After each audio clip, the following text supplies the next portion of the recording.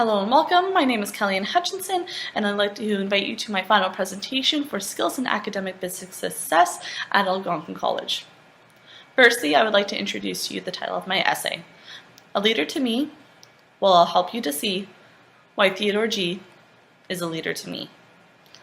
You may be asking yourself, who is Theodore G? So, Theodore G is also known as Theodore Schweitz Geisel, or most commonly known as Dr. Seuss.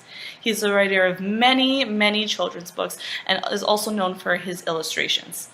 Books such as How the Grinch Stole Christmas, The Cat in the Hat, and Green Eggs and Ham are just a few of the wondrous ones that he created throughout his career. So in this presentation, I'm going to be looking at his early life and his career. I'm going to be looking at the accomplishments he had. I'm going to be looking at the challenges he faced and how he changed the face of children's literature for the better and for generations and generations to come. Let's begin with brief history and career. So, Dr. Seuss was born in Springfield, Massachusetts on March 2nd in 1904. He was born to German immigrants and was one of two children. He had a sister. From an early age, he did realize his creativity. He would regularly visit a zoo that his dad later would come to own. He would do doodles and sketches of the animals, and that is thought to have inspired him later to create the creatures that he did in various books, such as the Lorax and the Who's that are in a lot of the books that he's written. He is also thought to be inspired by his mother for his rhyming, as she used to sing songs and poems about the baking that she was doing, most specifically about pie. He did attend and graduate from Dartmouth College. He also attended Oxford University, however, he dropped out to pursue his career as an illustrator.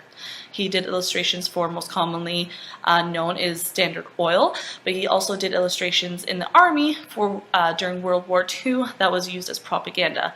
This is thought to have been inspired by his German citizenship from his parents due to the fact that he wanted to prove that he was American and that he was not going to be labeled the same way that German people were being labeled at the time. He wrote over 60 books in his career, many of which have also been turned into animations and feature films. He did originally have again, the films were against his wishes. He had created one feature film in his lifetime, which was a complete flop. However, since his passing, his widow has given the rights over to producers to create such films. He was alive for the animations to be created, such as How the Grinch Stole Christmas, which is a very widely known animation that is shown quite often during Christmas time. He also went on to win 2 Academy Awards, 2 Emmy Awards, a Peabody Award, as well as a Pulitzer Award during his career. So next, I want to look at the most important aspect of this presentation, how his imagination changed the world. So, at the time before Dr. Seuss created his first book, he realized that there was a problem with children's literature.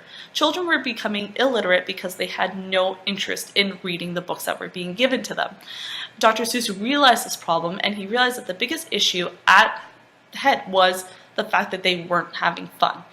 So he set out to create books that were fun, much as like how he had fun in his childhood. So his first book was And to Think I Saw It on Mulberry Street. It was written in 1937, and it was written while he was traveling back from Europe. In this book, it depicts a little boy who's walking home from school, and on his way home, he sees a horse and a wagon, and he takes that image and he exaggerates it and overthinks it, and he uses his imagination to just go wild with what that could be, because he saw the horse and wagon as ordinary and boring. When he gets home, he tells his father that he just simply saw a horse and a wagon, even though his imagination had gone wild at the time.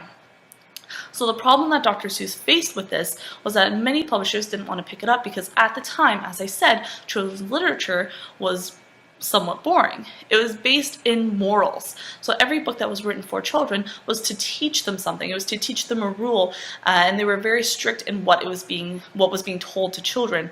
So when publishers saw this book and when parents saw this book, they believed it to be implying that children should lie and that they should exaggerate and they should think these crazy things, whereas in actuality he was just trying to take something ordinary and see the beauty in it, much as when he was a kid he did at the zoo. He saw ordinary animals and he saw them as so much more and that they had more potential.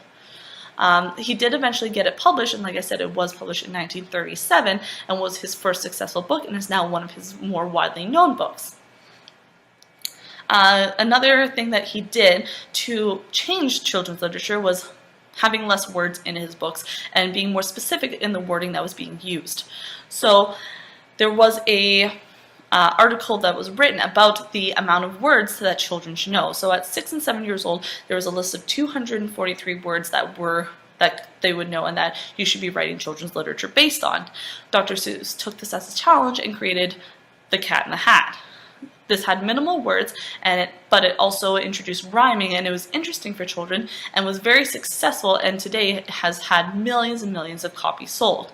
He also took this challenge further 3 years later in 1960 when he wrote Green Eggs and Ham, which used only 50 words.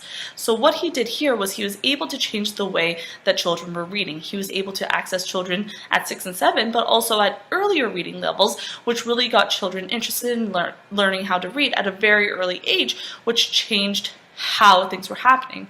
Now, although he did get back to putting moral obligations in his books, such as Green Eggs and Ham, which is about being willing to try something new.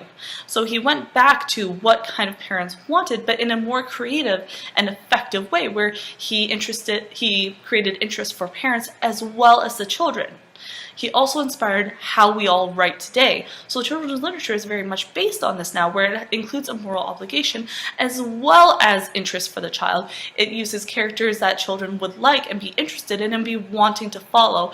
And he uses these characters throughout various books. So if there's a who in one book that a children's interested in, then in another book, if there's a who's again, the children's going to want to read again. He's creating sequels without actually having to read the books in a chronological order or in any order at all. So, in conclusion, I'd like to look at quickly the fact that he inspired confidence, joy, and creativity with his writing for children, and he inspired new writers to write this way as well, and to not be lazy when they were writing to children. Just because a child is 5 or 6 or 7 years old does not mean that they don't care about the subject matter of what they're reading. They really need to be interested and have the subject be invigorating in order to read, and that's what he inspired many, many writers to do. He also inspired them to write a certain way that was easy for children to follow and interesting for children to follow. By rhyming, he's helping children progress their reading level opposed to just giving them words that they don't know. It gives them a tool for learning new words and learning how they're pronounced, even if the rhyming or even if the spelling's different. So it really is a tool that he set at that time, and he really set the standard for and has been carried on since then. I'd also like to quickly talk about how he has inspired me. Many people know that he's written these books, but not too many people know about the illustrations that he did. As an artist and writer, this really inspired me through my childhood and into my career. I did go to school for visual arts, and therefore I found a lot of inspiration from his landscapes specifically, where I thought there was just so much beauty and color, and he really took that color and he added it to my life, where I believe that as an artist I was able to see things differently, and that's partially because of Dr. Seuss and how he inspired me. I don't enjoy seeing just ordinary objects. I see ordinary objects and I enjoy altering them to be more creative and surreal and imaginative. So he really not only propelled writers, he inspired many artists, including myself, and inspired me to take my imagination and really run with it. I'm really also thankful that he has written books that make you accept who you are, such as Oh, the Places You'll Go, which really inspires you to be yourself and to not accept any limitations. It inspires you to move forward and teaches you that you have tons of places to go. You just have to put the work in, and you really have to keep on moving forward. So he not only inspires how to write and how to read, but he inspires great morals and has really helped me throughout my life. So I'd like to finish off with just a little bit of a poem as my ending. It has been a blast, but I fear I must say that yesterday is past and today was the day. So bye-bye for now. Thanks for all that you do. Let today go to bed so tomorrow can start anew. So that is the end of my presentation. I hope you enjoyed it. I thank you very much for listening, and next will be the page for my references, I hope you have a wonderful day.